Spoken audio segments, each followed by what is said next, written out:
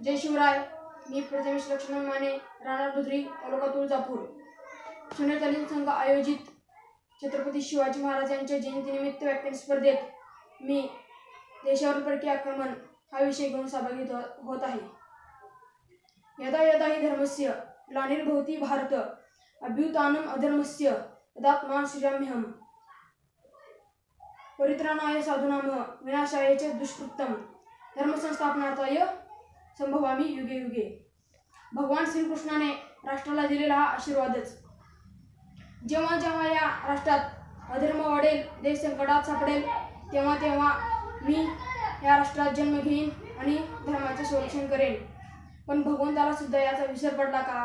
कारण 1711 मध्ये मोहम्मद बिन कासिम याने भारतावर आक्रमण केले.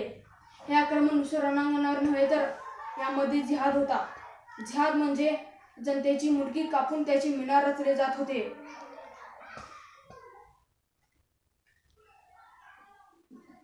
सर्व प्रजेस त्रस्त करत होते आणि ह्या अशा परिस्थितीत कोण प्रतिकारासाठी उभा राहणार?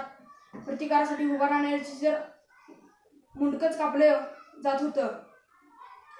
अखंडित या सुलतानांची हुकुमतशाही देश पिंजून काढत सुलतानांनी सुरू केलेला नंगानाच चढता वाढताच राहिला. पावलोपावली या सुलतानांचे बुतशिकन वाढतच राहिले. जनता पिळून निघत होती. सुलतानाच्या अत्याचारांची लोकांना सवयच होऊन बसली होती.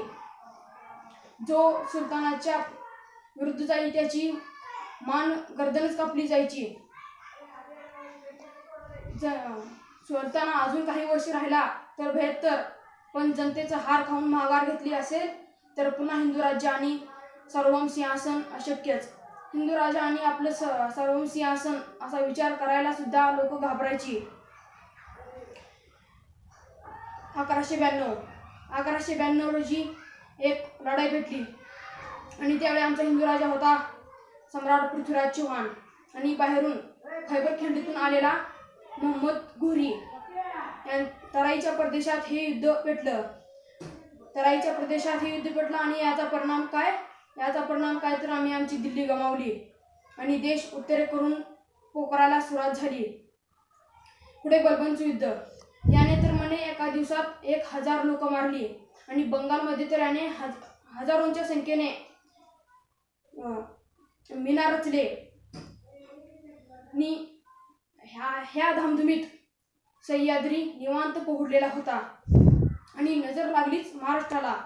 क्रूर कर्मा अल्लाउद्दीन खिलजीची नजर वैभव संपन्न देवगिरीवर पडली.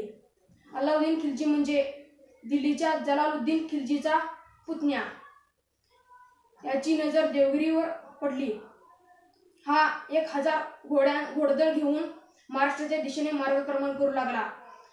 याच्या फौजेने नर्मदा ओलांडली. याने देवगिरीवरचा भगवा ध्वज पाहिला आणि याची तळपायाची आग मस्तकाला गेली. त्यावेळी आमचा हिंदू राजा होता रामचंद्रदेव यादव. पण सुलतानी माऱ्यापुढे आणि अफवांचा पेव यात यादवांचा निभाव लागला नाही आणि यादवांचा शेवट अल्लाउद्दीन खिलजीच्या कारकिर्दीतच झाला. शंकरदेव यादवचं तर मुंडकं मलिक कपूरने उडवलं. आता सुळा आणि इथेच देवगिरीचे यादव संपले.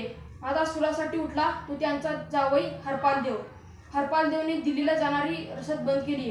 ही रसद बंद करून त्याने खुद्द दिल्लीश्वरास आव्हान दिले आणि हे आव्हान नुसर पाला पाचोळ्यासारखे खुद्द दिल्लीश्वराने कुतुबुद्दीन मुबारक खिलजी याने हरपालदेवाचा पराभव करून पुन्हा देवगिरी ताब्यात घेतला आणि हरपालदेवाला देवगिरीच्या द्वाराला शाल सोडून टांगला व पुन्हा पारतंत्र्य महाराष्ट्राच्या नशिबी आले.